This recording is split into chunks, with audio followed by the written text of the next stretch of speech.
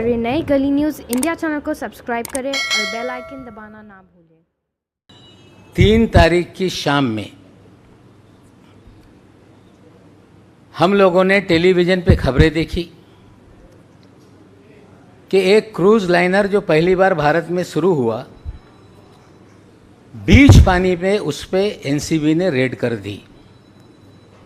ये जो खबरें दिखाई गई उसके आधार पे मैं बोल रहा हूँ। फिर गॉसिप शुरू हो गया कि एक मेगा स्टार के लड़के को डिटेन किया गया है। सारे चैनलों पे ये खबरें चल रही थी और उसी समय देश की एक एजेंसी है ANI, उन्होंने भी अपने फीड के जरिए कुछ वीडियोज रिलीज करने का काम किया, जिसमें जिन लोगों को डिटेन किया गया था उनको एनसीबी कार्यालय में ले जाते हुए वीडियो रिलीज किया गया। उससे पहले एक वीडियो रिलीज किया गया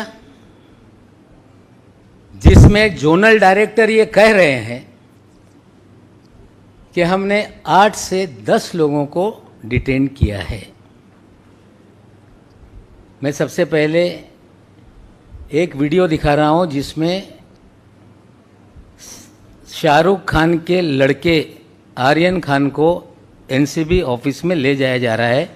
आप लोग देखें, फिर उसकी मैं डिटेल आपको दूंगा। जो हेयरलेस आदमी है उसको लेके जा रहा है, उसकी वीडियो जरा प्ले करिए, आप दिखाइए। लाइट बंद करो।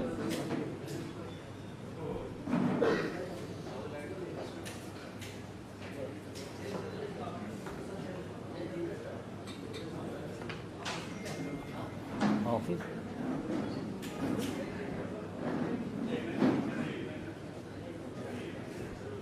ये NI की फीड है। वीडियो चलाइए, वीडियो।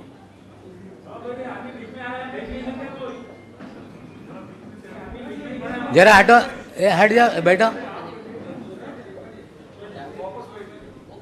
वापस से रिवाइंड करो और प्ले करो।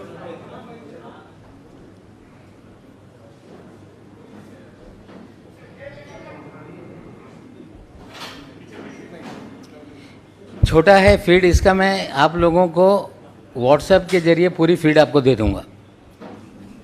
फिर यही व्यक्ति एक सेल्फी के साथ फोटो वायरल हुआ, जो आर्यन खान के साथ जिसका फोटो है ये वायरल हो गया। फिर ANI ने दिल्ली के एनसीबी के अधिकारियों के हवाले से एक खबर जारी की कि ये एनसीबी का अधिकारी नहीं है, इसका एनसीबी से कोई संबंध नहीं है। यही सबसे बड़ा सवाल है कि ये व्यक्ति कौन है। अगर ये एनसीबी का अधिकारी नहीं तो इस व्यक्ति को, एक व्यक्ति जिस पे आरोप है कि वो ड्रग इस्तेमाल करता है या उसके पोजीशन में ड्रग मिला तथा कथित, उसे वो घसीटते हुए, लाइट चालू करो, घसीटते हुए एनसीबी कार्यालय में कैसे ले जा रहा था, ये एनसीबी को बताना पड़ेगा कि इसका और एनसीबी का क्या कनेक्शन है। दूसरा एक वीडियो मैं आपको दिखा रहा हूं, जो दूसरा एक आरोपी है अरबाज सेठ मर्चेंट, उसे भी ANI ने फीड रिलीज की, जिसको एक व्यक्ति पकड़ के एनसीबी कार्यालय में ले जा रहा है। शुरू से लगा, शुरू से। ये आदमी को देखिए जो लाल शर्ट पहना हुआ, फिर बताऊंगा।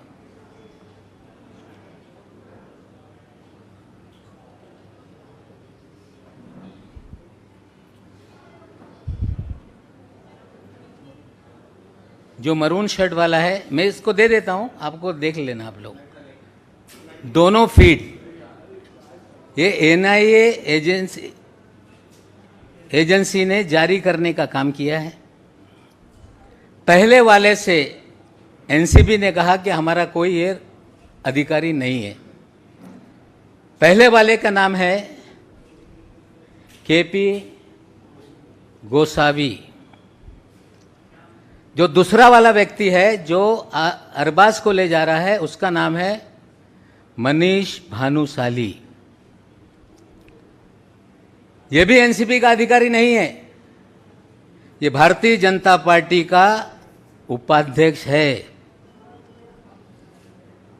इसकी प्रोफाइल पे जो जो फोटो है लोगों को दिखाने का काम करो। मनीष भानुशाली का, मनीष भानुशाली और फोटो नेक्स्ट राष्ट्रीय है, मुंबई का है, ये बीजेपी बताएगी। उपाध्यक्ष लिखा हुआ है उसके प्रोफाइल पे। इन महाशय के फोटो देश के प्रधानमंत्री मोदी जी के साथ हैं। मनीष भानुशाली के फोटो अमित शाह जी के साथ हैं। मनीष भानुशाली के फोटो देवेंद्र फडणवीस के साथ हैं। मनीष भानुशाली के फोटो गुजरात के कई मंत्रियों के साथ हैं। मनीष भानुशाली के फोटो आशीष शेलार के साथ है, नड्डा साहब के साथ है, केंद्रीय मंत्री रेल राज्य मंत्री के साथ है। एनसीबी को बताना पड़ेगा कि मनीष भानुशाली लाइट के और एनसीबी के क्या रिश्ते हैं। दो हाई प्रोफाइल एक्यूज। एनसीबी ने दावा किया कि क्रूज पे हमने छापा मारा, 3 दिन तक प्लानिंग चलती रही, 26 अधिकारियों के जरिए रेड की गई और जोनल ऑफिसर ने स्टेटमेंट दिया था कि हमने 8 से 10 लोगों को डिटेन किया है। उनकी भी बाइट है, मैं आपको थोड़ी देर में दिखाता हूं। बाद में खबर आई कि 8 ही आदमी थे। एक अफसर जो पूरी तरह से रेड को मॉनिटर कर रहा है वेग स्टेटमेंट करता है कि 8 से 10 लोग थे। या तो 10 लोग रहे होंगे, 2 लोगों को छोड़ा गया, या 8 ही लोग थे, किसी और 2 लोगों को फ्रेम करने की साजिश एनसीबी ने की थी, ये स्पष्ट हो रहा है। और कुछ चीजें हैं, पहले वो बता देता हूं, फिर चीजों को फिर विस्तार से एक्सप्लेन करता हूं। जब ये सारा मामला शनिवार रविवार को टेलीविजन पे चल रहा था, रविवार को 8:30 बजे एनसीबी ने कुछ फोटोग्राफ और एक वीडियो रिलीज किया है क्राइम रिपोर्टर्स को।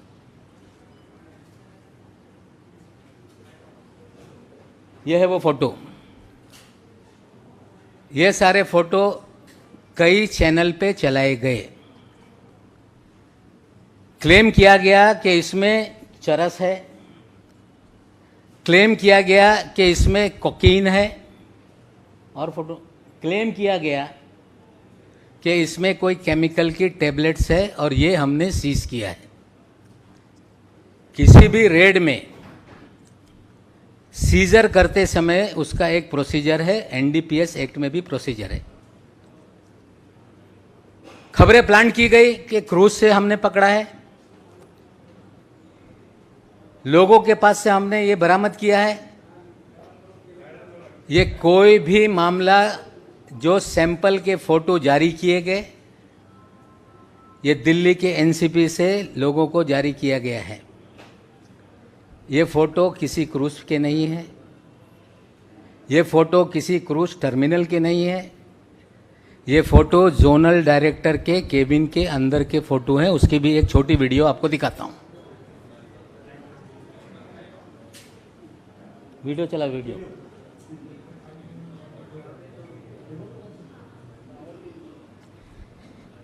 किसी भी सीजर का एक प्रोसीजर है कि जहां पे छापेमारी हो, लाइट चालू करो, छापेमारी हो, वहाँ पे पंचनामा बनाया जाए, जो भी सीज मटेरियल है उसे सील किया जाए, सील करके स्ट्रांग रूम में रखा जाए, और ज़रूरत पड़े अगर सैंपलिंग को भेजना है तो ये मैजिस्ट्रेट के सामने परमिशन से खोल के सैंपलिंग की जाए और मैजिस्ट्रेट के सामने सील किया जाए।